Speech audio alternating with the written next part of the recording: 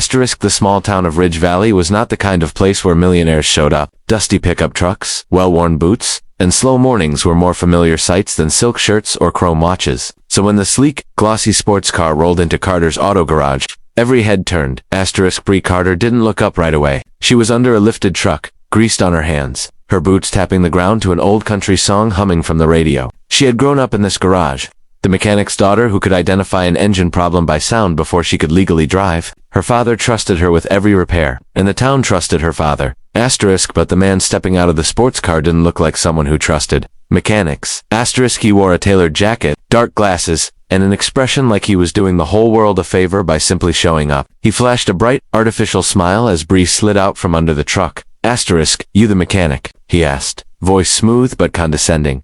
Asterisk, I'm the daughter, Bree replied, wiping her hands on a rag, but I'm good enough for whatever you need. Asterisk he smirked faintly, clearly not believing that. We'll see. I want you to check something on my car. It's imported, very expensive. You'll need to be careful. Asterisk Bree didn't bother being impressed. What's the issue? Asterisk, it's making a noise, he said. Probably the fuel injectors. But I want a professional opinion. Asterisk she bit back a grin. People who acted like experts usually weren't. Asterisk she circled the shiny sports car. It was spotless, flawless, polished within an inch of its life. But something felt off. The air vents were the wrong shape. The badge was slightly tilted. The stitching inside the leather seats wasn't aligned. Asterisk Bree crouched down, eyes narrowing. Something caught her attention under the frame. She frowned at Asterisk. Sir, she said, standing slowly. Where exactly did you buy this car? Asterisk he chuckled like she'd told a cute joke. A private dealer in the city, very exclusive. You wouldn't know him. That told her everything she needed to know. She opened the hood. Her suspicions solidified instantly. This isn't an imported V12 engine. Asterisk his smile faded. Of course it is. Asterisk no, she said calmly. This is a standard V6 from a mass-market manufacturer, painted to look expensive, and the wiring isn't original. The bolts are wrong. The cooling system isn't what comes with your model. The whole car is a replica. Asterisk, his face went pale, then angry. You don't know what you're talking about. Asterisk Bree tilted her head. If you paid real money for this, I'm afraid you got scammed. Asterisk the millionaire's jaw clenched. I'll sue you if you call my car fake again.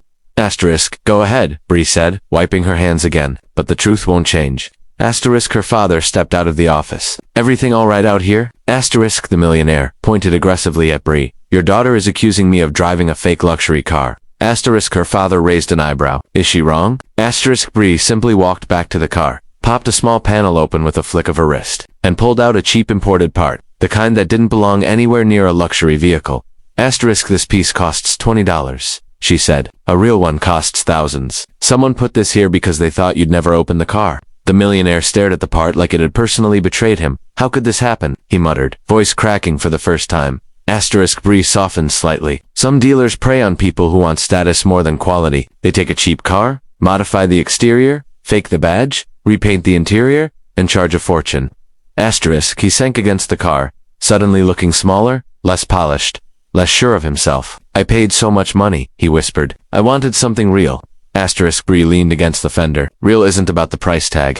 Asterisk he looked up at her, frustration and embarrassment mixing in his eyes. Can you fix it? Asterisk she hesitated. Fix what? Exactly. Asterisk, the engine, the wiring, everything, just make it real. Asterisk Bree let out a slow breath. Sir, I can rebuild it. Replace the fraud parts. Give you a car that actually runs like a luxury model. But it'll cost you, and it still won't be the original one you think you bought.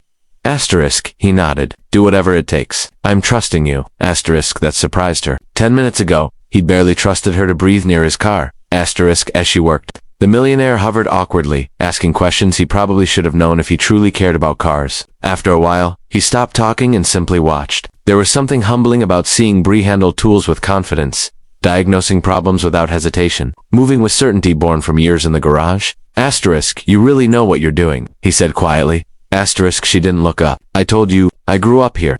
Asterisk he swallowed hard. I'm sorry. I judged you before giving you a chance. Asterisk happens often.